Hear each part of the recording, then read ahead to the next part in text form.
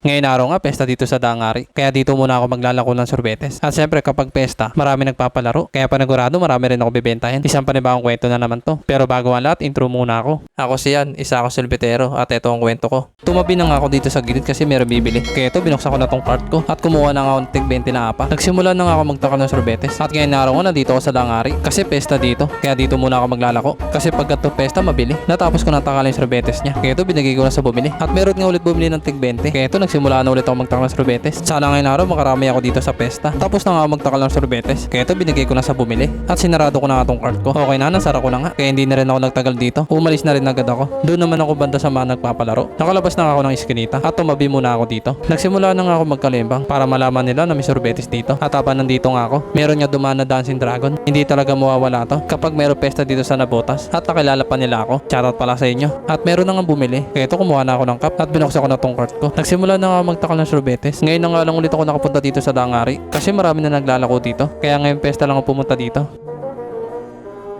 At habang nandito nga ako, merong gusto magpauso at sa cellphone ko nga daw ilagay. Kaya ito, binigyan ko na sana ng isang scoop na sorbetes. Tuloy-tuloy pa nga rin yung bumibili. Kaya ito, nagtakal na ulit ako ng sorbetes. Okay na nga, wala na nga bumibili. Kaya sinara ko na tong cart ko. Karoon nga pa na dito na balik.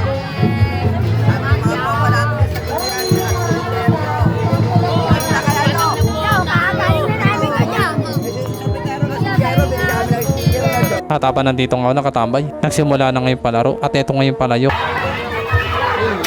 Hindi nga naampas yung palayok. Paano kasi naligaw yung aampas? Kaya eto, meron na ulit aampas. Nagkahawa-hawa na nga. Paano kasi yung sumunod na umampas, naligaw rin. At sa tatlong pagkakataon nga, nabasag na ngayon palayok. Kaya itong mga bata, tuwan-tuwa. Wala na nga bumibili dito. Kaya naisipan ko nang umalis. Doon naman ako banda sa iba. Sa mga meron nagpapalaro. Maraming ang tao dito. Kaya ito, tumabi na ako. Dito muna nga ako kasi meron magpapalaro. At habang nandito nga ako, meron na nga bumili. Kaya ito, binuksan ko na tong cart ko. At nagsimula na ako magtakal ng sorbetes. Buenas ngayon pagtambay ko dito. Kasi sunod-sunod yung bumibili.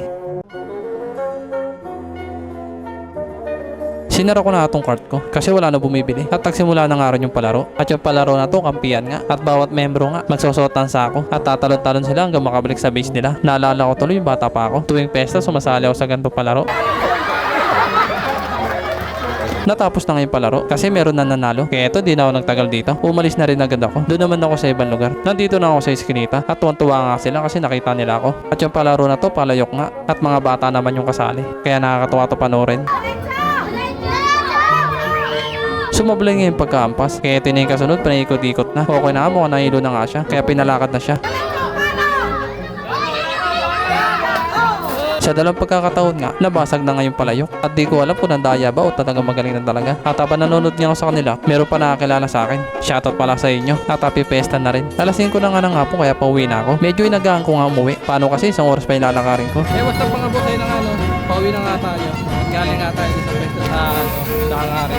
Marami rin nga binenta doon. Kaya paano mga boss, hanggang dito na lang. Peace, salamat.